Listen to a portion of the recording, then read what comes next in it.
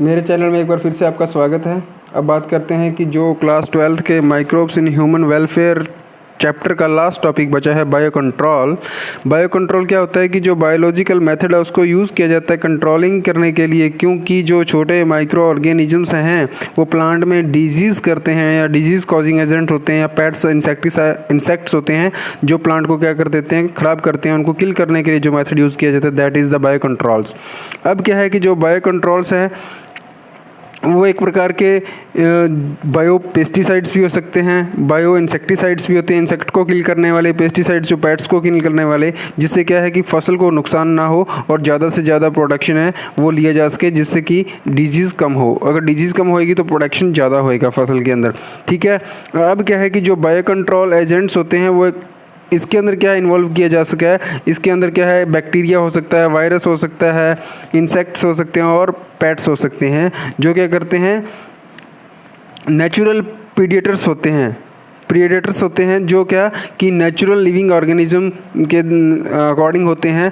अब क्या है कि जो बायो कंट्रोलर्स है उसका सबसे बड़ा जो एग्जांपल है वो बीटी कॉटन हमारे को दिया गया है। बीटी कॉटन आपने सुना भी होगा कि जो बीटी कॉटन है उसके अंदर क्या है कि एक बैक्टीरिया बैसिलस फ्रेंजिजियस उसको यूज़ किया गया कंट्रोल करने के लिए, किसके, बटरफ्लाई और कैटरपिलर्स। बटरफ्लाई यानी और कैटरपिलर्स उनको यूज़ करने के लिए वो क्या करते हैं कि उनके जो बीटी कॉटन है उसके अंदर जो टॉक्सिक जो उसका हार्मोन है उसको क्या किया है, एक्सट्रैक्ट को निकाला गया और वो एक्सट्रैक्ट को निकालने के बाद जो बीटी कॉटन का बीज है उसके अंदर डाला गया है। जैसे ही क्या है कि जो बीटी कॉटन है वो उसका जो प्लांट है वो बड़ा होता है और उसको जब इंसेक्ट्स किल करते हैं या पेट्स किल करते हैं तो वो क्या करता है कि उनकी जो लार्वा होता है उनके गट में जाता है, किसके, इंसेक्ट और पेट्स के गट में जाने के बाद वो टॉक्सिक हार्मोन है वो रिलीज़ हो जाता है और रिलीज़ होने से उनकी जो गट है उनको किल कर देता है, जिसके कारण से क्या है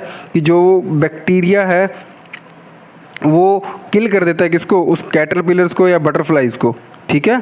अब क्या है कि जिसके कारण से वो जो पेड़ है पौधा है उसका वो एक तो वो बच जाता है और दूसरा कि जो वो कैटरपिलर्स या छोटे माइक्रो ऑर्गेनिजम्स हैं जो उसको किल करते थे वो क्या होते हैं, ख़त्म हो जाते हैं। अब क्या है कि कुछ ऐसे इंसेक्ट और पेट्स हैं वो आपको बताई दिया, जो बीटी कॉटन है वो इसका सबसे बड़ा एग्जाम्पल है। फिर है behaviour Bicollis pathogens, that is the attacked insecticide and the other arthropods or the majority of the belovirius use the biocontrol agent belong to the genus न्यूक्लियोपॉलीहाइड्रोवायरस। इसकी जो जीनस है उससे वो बिलोंग करते हैं। अब क्या है कि जितने भी कई वायरस हैं जो स्पेसिफिक नैरो स्पेक्ट्रम इंसेक्टिसाइड्स हैं, हार्मफुल प्लांट है, वो क्या करते हैं, इनको किल करते हैं। अब क्या है कि जो मोस्टली जो मैमल्स हैं या अपने जितने भी अदर एनिमल्स हैं लाइक दैट बर्ड्स हो गया, मछलियाँ हो गई, ये सब क्या है इनके ऊपर इनका कोई इफेक्ट नहीं पड़ता। ठीक है। तो जो क्या है ये एक प्रकार का बायो कंट्रोल्स है। ठीक है। अब last and final topic microbes in the bio fertilizers की जो माइक्रोब्स हैं उनको बायो फर्टिलाइजर्स के लिए कैसे यूज़ किया जाता है। फॉर एग्जांपल कि जो नाइट्रोजन फिक्सेशन का काम है वो आपको पता है कि कोई भी प्लांट है तो उसके अंदर रूट्स हैं, उनको ग्रोथ करने के लिए या उस प्लांट की जो ग्रोथ है उसके लिए उनको सबसे पहले क्या है, एक प्रॉपर या फिक्स मतलब क्वांटिटी में नाइट्रोजन चाहिए, तभी वो क्या करेगा, ग्रो हो पाएगा। और इसका जो नाइट्रोजन का फिक्सेशन का काम आपने देखा होगा कि जो राइजोबियम है वो बैक्टीरिया करता है, राइजोपस। ठीक है। अब क्या है कि जो फ्री लिविंग नाइट्रोफिक्सेशन बैक्टीरिया है वो क्या करते हैं, फॉर एग्जांपल एजेक्टोबैक्टर है वो क्या करते हैं, फिक्स एटमॉस्फेयर से नाइट्रोजन को क्या करता है, कंट्रोल करता है और फ्रीली लिविंग वो सॉइल में जाके कन्वर्ट करता है और जो नाइट्रोजन कंटेंट है वो सॉइल के अंदर लेके जाता है और फिर वो रूट्स को मिलती हैं, जिसके कारण से क्या है वो प्लांट बड़ा होता है।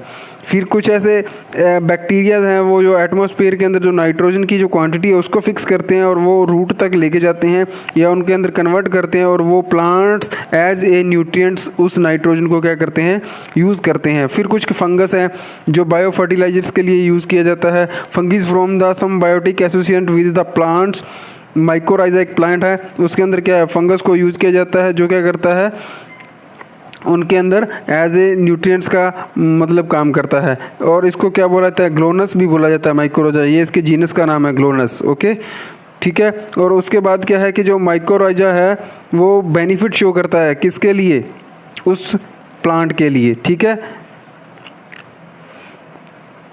और लास्ट एंड फाइनल है cyanobacteria. Cyanobacteria as a fertilizers, ये क्या होते हैं, कुछ माइक्रोब्स होते हैं जो फिक्स एटमॉस्फेरिक नाइट्रोजन है उसको क्या करते हैं, फिक्स करते हैं। एग्जाम्पल साइनोबैक्टीरिया आर एनाबेना, नोस्टोस और ऑसिलेटरिया एक्सेट्रा, ये सब क्या है, साइनोबैक्टीरिया है। तो क्या है कि लास्ट एंड फाइनल में माइक्रोब्स हैं वो एज ए बायो फर्टिलाइजर मतलब कि जो सॉइल की फर्टिलिटी है उनको क्या करते हैं, डेवलप करते हैं, इंक्रीज़ करते हैं, जिससे क्या है प्रोडक्शन ज़्यादा होता है। तो माइक्रोब्स इन फर्टिलाइजर के लिए बैक्टीरिया भी यूज़ किया जाता है, फंगी भी यूज़ किया जाता है और साइनोबैक्टीरिया भी यूज़ किया जाता है। और ये मेरे अकॉर्डिंग ये +2 का ये 10th चैप्टर है वो कंप्लीट हुआ। Thank you.